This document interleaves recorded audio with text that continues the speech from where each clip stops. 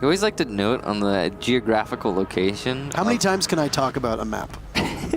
We're going to coastline. What else can I say? It's a box. It's square. There's got another box inside of it where the enemy can see you. How do you want me to go to the Italian? So, ban phase done. Now we get into the meaty action. Now, I like get flanked. Actually, is advocating for that as well. Please just make, I think please just make it so that it's, you know, it's solid. Anywho, Filthy gets kill number 1, traded off by Bosco onto Crazy, who from the grave you see that his fire arrow is going to do some great work. Rampy and Fultz are there as well. Thinking Nade was the only one without a kill. Can no idea where anybody is. He's going to go upstairs, and playing behind the shield is Fultz. We'll pick up a second kill, and SSG will take the first round with the diffuser down. So the Constrictor strategy working out for SSG. They circled the site. They had full control of... Oh my. That's some aggressive play there from Fultz. As we leave the banter behind, Space Station will lose Bosco. It's a double bar defense. Smoke falls to Canadian. A second for him as he catches the pulse. That's an operator he's very familiar with. This is a very bad place for him to be. And he gets down by Dream, thinking they'd nowhere nearby to come to the rescue. He's going to turn his back to the Maestro, and a big round, 3 kills for Dream. Tempo Storm will equalize 1-1. Canadian, unfortunately for him, thought he needed to move. He actually, I don't think he did. But he did. He went and moved. Downs Dream. There goes another. And there's the kill.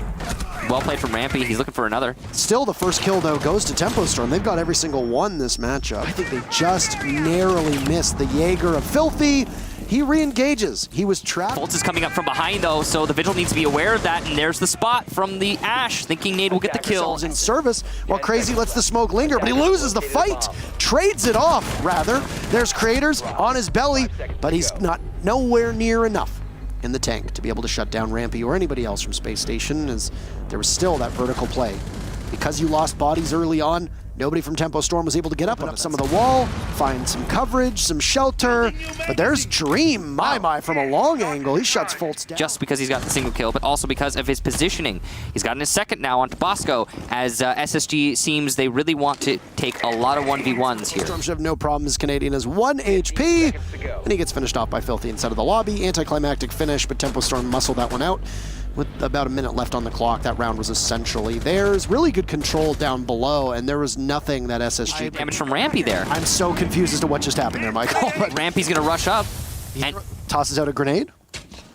Waits patiently for somebody to pop into his field of view. He loses the fight to Butters. Beautiful shot. Creators with 1. Down goes the C4. It'll get Canadian. Butters is in a one-man stand. A one-man army, would you call him? He's got 2 kills so far. His charm says time to kick ass, but it's not going to come to fruition. Bosco gets the very first kill of the round, and then puts a nice period on that round as well by getting the last one. He swings on it. So they don't tell us like what's in what ball. They're just like, oh boy.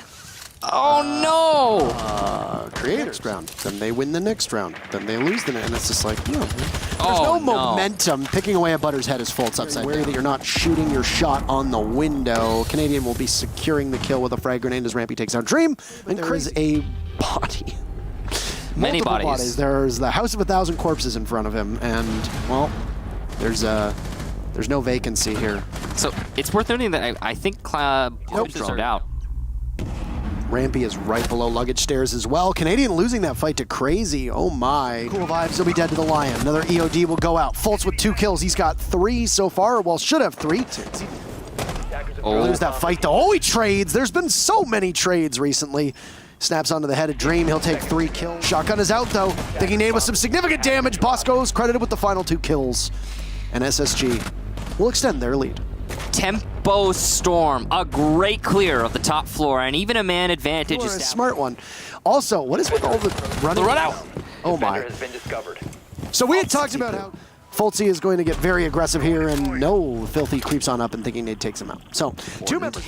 It doesn't seem like the enemy is aware that he's been down. C4 goes out and lands with thinking Nade picking up Creators as well. It's all on Butters in a 1v3, and he can't even make it through the smoke. Bosco, nice spray in the wild, and SSG, match point. Opening pick and utter domination from there on out. And that's the extended barrel, not the suppressor. He will likely die, and oh my, okay, he does. How? Yes, underneath Crazy's feet, as Filthy's been downed, and well, now goes Crazy too. This is all but over. Filthy's actually not down. He's on exactly 1 HP, but now he's down. It's a clean sweep in the latter half of that round. SSG, 3 big points. They'll take it 7-2. By the way, Space Station. They have a... I live in... No. All right, well, they are not a blue team. They are showing off the brand new seasonal skins. Is that the new one? That's the new one. Who's it going to be? Hey! You listened! I did. I'm so happy. I like talking to you very much, and I am glad that you are back on the camera. And congratulations on your victory today. Thank you. I appreciate it. And I enjoy talking to you guys as well. There you go. He's not quite in the neck, almost in the picture. There you go. Thank you, Kick. Your matchup today against Tempo Storm, utter domination. But one thing I want to focus on first and foremost: why the blue uniforms?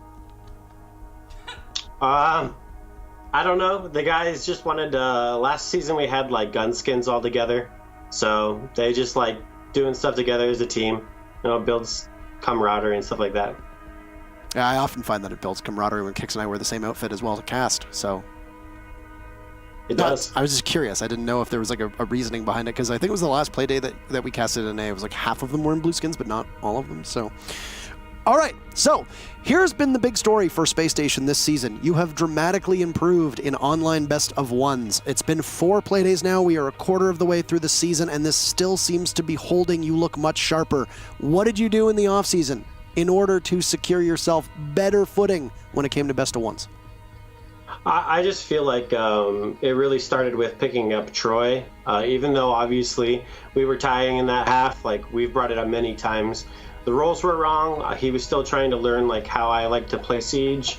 And I think now finally like we're getting to see why we picked him up in the first place. I also like to point out too, I think a really cool thing of improvement is last year, this season, that like the first split, we only had 7 points. And now we've already beat that, and we still have a couple games left. So I think that's really cool, like to see, you know, improvement along a year's span.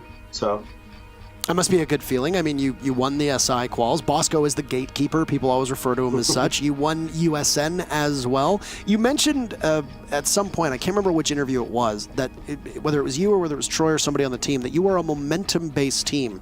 How do you dig deep when you find yourself losing that momentum in a best of one?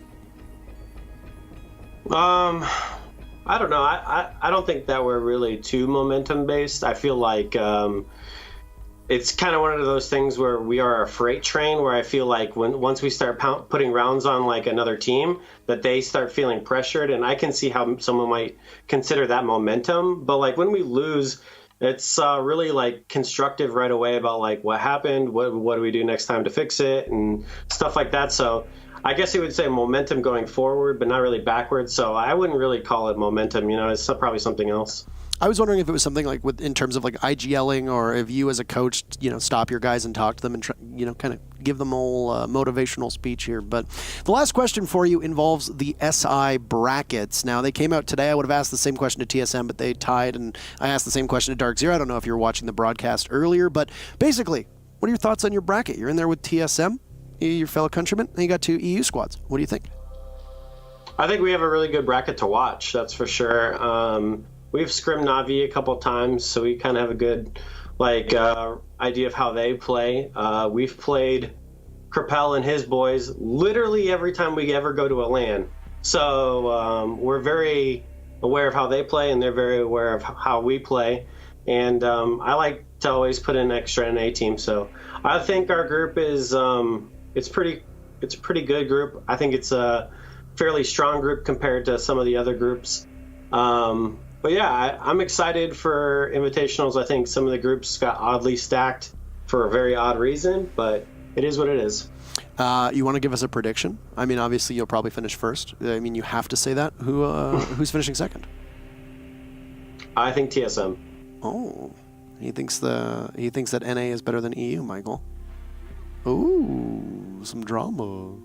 I think that your group probably has the title of Group of Death tied with A. I lean more towards A, but Kix was more towards B. So, I mean, I agree with you. I think they will be exciting matches to watch, and I think there's a huge unpredictability factor there. So enjoy your preparation, though, for SI, and anything to say to conclude the interview. Same thing as always. I really appreciate everyone who comes out here, no matter what team you support or watch. Thank you for watching Rainbow Six. We all really appreciate it. And yeah, excited for SI and excited to see you there. I'm excited to see you too, man. You're going to get a nice big hug. Thanks for talking to us. I really appreciate it. Take care of yourself. Thanks.